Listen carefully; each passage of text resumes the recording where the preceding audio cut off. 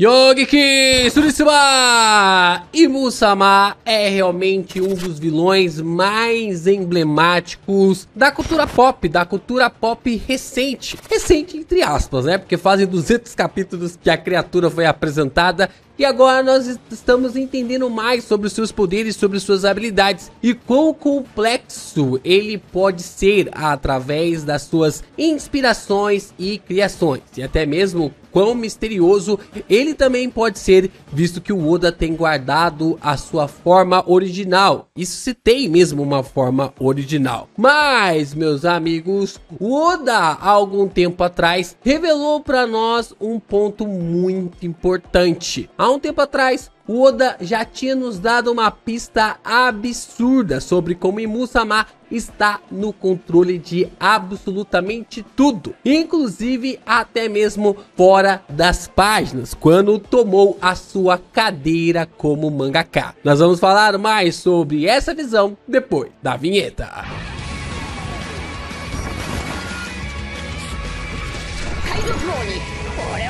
Desde o começo do mangá de One Piece, Imu-sama tem carregado características assim que o Oda vem construindo ao longo ali da trama. Isso é mais implícito no light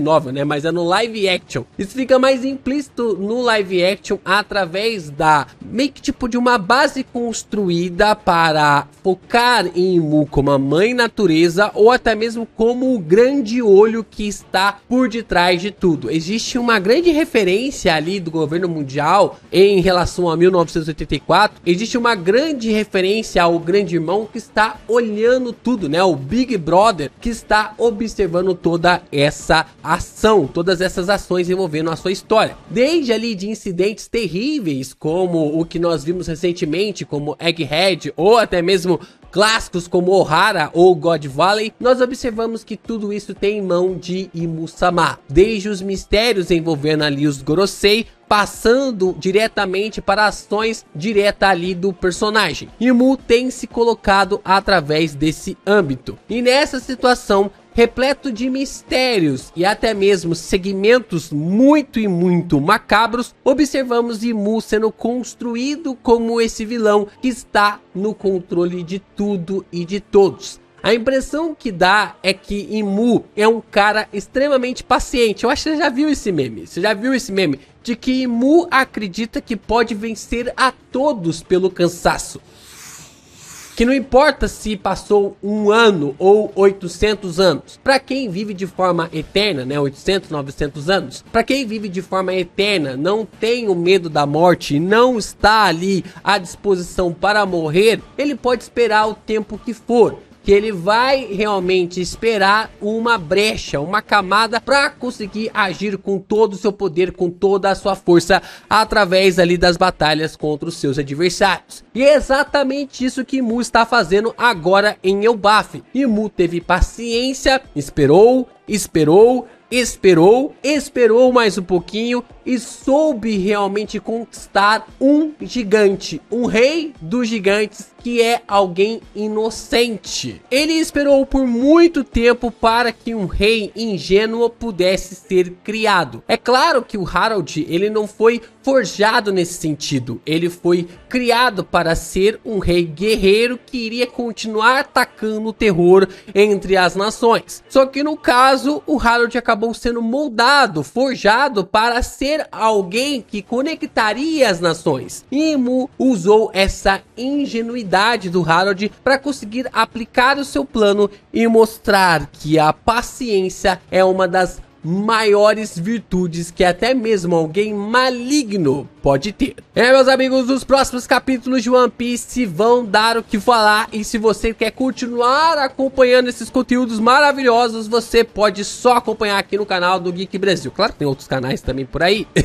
mas em primeira mão você pode acompanhar diretamente aqui no canal do Geek Brasil, deixando o seu like, se inscrevendo aqui no canal e também compartilhando os nossos vídeos por aí. É muito importante você continuar reagindo, comentando, divulgando ainda mais os nossos vídeos de One Piece, para que a gente traga mais conteúdos dessa obra muito, mas muito animal. E é claro, você ainda pode se tornar membro do canal, mandar o seu valeu e mandar o seu hypar para fortalecer ainda mais os vídeos do Geek Brasil.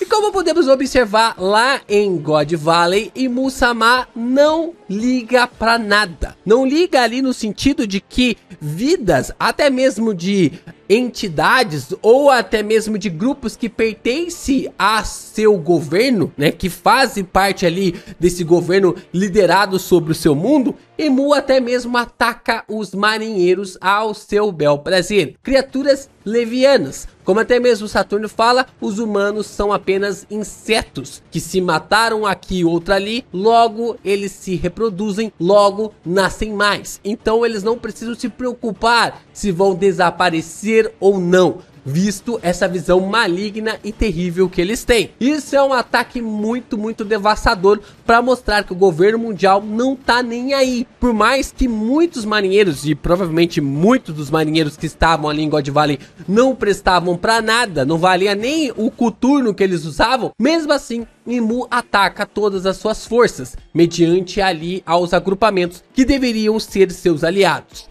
Imu também ataca aqueles que estão ao seu lado há muito tempo, visto até mesmo como Saturno no mínimo estava há 200 anos ao lado do governo mundial. Nós sabemos que vira e mexe os governantes são trocados. Por isso que os Gorosei, até ali o Garlin assumir, eles não sabiam sobre a fruta de Nika e muito menos sobre o seu despertar. E provavelmente quando eles vão encontrar Imu lá no capítulo 908, é quando Imu acaba meio que revelando para eles sobre a fruta de Nika e também esse despertar. Mas por mais que os Cavaleiros de Deus ou até mesmo os Gorosei falhem através ali dos seus respectivos pontos em algumas batalhas, em algumas lutas, como no caso, por exemplo, o Garlin, que foi atropelado ali pelo Shebek, Imu só vai contra eles ou desfaz o pacto que tem com eles se descumprirem as suas ordens. E lembrando que a gente tem um ponto muito importante aqui sobre essas referências. E o que acontece? Quando Imu manda destruir MF, o Saturno pede para os pesquisadores manterem ali essa pesquisa sobre o MF para fazer ele funcionar e ele agir como um poder, como uma força relacionada ao governo mundial. Isso mostra que Imu não é onisciente, Imu não sabe de todas as coisas, mas o seu poder abrange ali os seus seguidores, aqueles que possuem a marca, não importando o lugar do mundo onde eles estejam, onde eles realmente podem estar. O que demarca realmente toda essa importância e essa referência para que Imu consiga alcançar aqueles que podem realmente ser mudados, transicionados através dos seus poderes. Por isso que quando ele tira os poderes do Saturno e passa para o Garlin, nós conseguimos ver ali o fim do Saturno. O fim porque essa terceira marca provavelmente leva à representação eterna, de viver ali com a imortalidade, mas ao mesmo tempo através da regeneração. Então, a única coisa que podemos observar que Imu não tolera sobre os seus aliados é não cooperar, é não cumprir as suas ordens, o que provavelmente levou ao fim do Saturno, mas também demonstra como o personagem é extremamente enigmático e terrível, querendo controlar tudo e a todos debaixo do seu cabresto.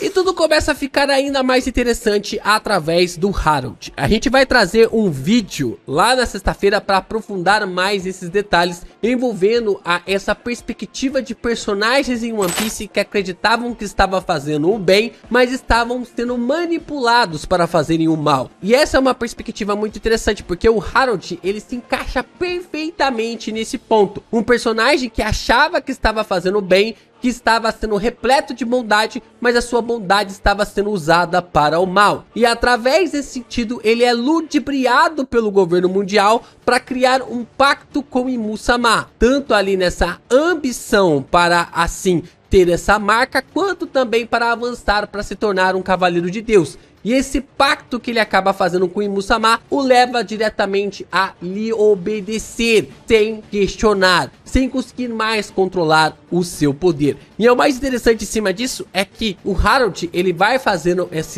meio que tipo essa tratativa com o governo mundial e os Gorosei vão ocultando a presença de Imu. E tudo acaba mudando quando ele entende, quando ele faz ali o pacto, quando faz a segunda camada ali sobre o Pacto do Mar Profundo, é nesse momento que o Harold percebe a burrada que havia feito e onde a sua ingenuidade havia lhe levado. Isso mostra que Imu estava sobre todo o seu controle. Tudo, basicamente tudo estava sob o seu controle. Isso quer dizer que Imu é onisciente, que Imu sabe de todas as coisas? Não. Mas Imu viveu tempo demais. Tempo para entender como funciona o coração humano, tempo para entender como manipular pessoas ingênuas, tempo até mesmo para entender como realmente influenciar corações ambiciosos. E nós temos aqui que Imu sempre sai como vencedor. É um propósito bem importante para a gente observar que até nesse sentido, esse quadro que a gente ficou tão se perguntando o que significava, o que era isso, como assim todos esses cavaleiros que foram leais ao Harold durante todo esse tempo, por que eles estavam atacando o rei de Elbaf? Agora nós temos essa resposta.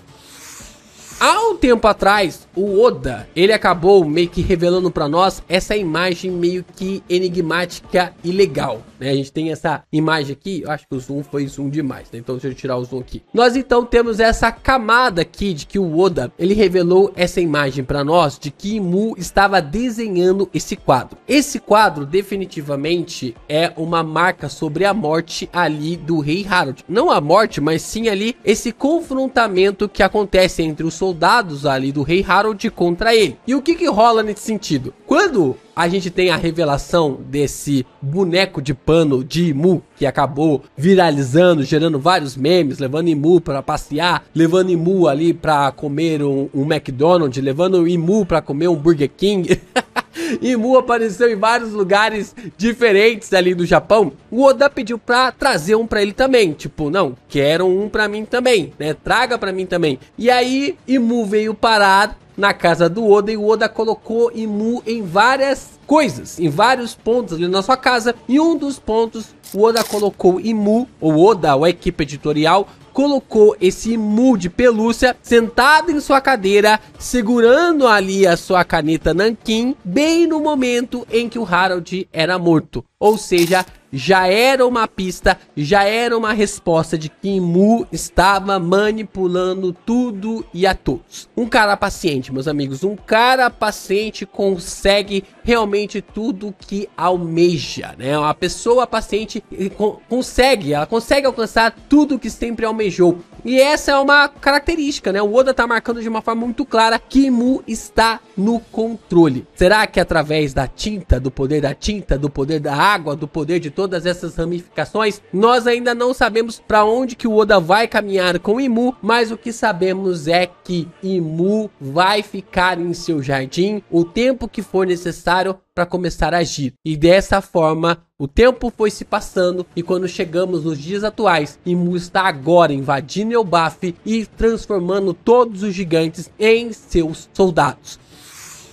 Por isso que a gente começa a compreender e entende agora as falas, tanto ali dos Sommers, dizendo que vieram ali para visitar o túmulo do rei Harold, porque o rei Harold chegou a conhecer os Cavaleiros de Deus, mas ao mesmo tempo Imu fala que o Harold acabou falhando. Por que o Harold acabou falhando? Porque ele ainda clamou por salvação, ainda clamou para que aquilo que estivesse acontecendo com ele fosse parado, fosse limitado. E por isso que a ingenuidade do Harold levou Elbaf para essa situação que estamos acompanhando agora. O rei mais amado de Elbaf, o rei mais amado de todos os tempos dessa nação, acabou conduzindo todo esse povo ao sofrimento por causa de sua ingenuidade, por causa da sua inocência. Mas não tem como julgar os pontos e as atitudes do Harold, visto que ele estava sendo ludibriado pelo governo mundial, simplesmente para que seu sonho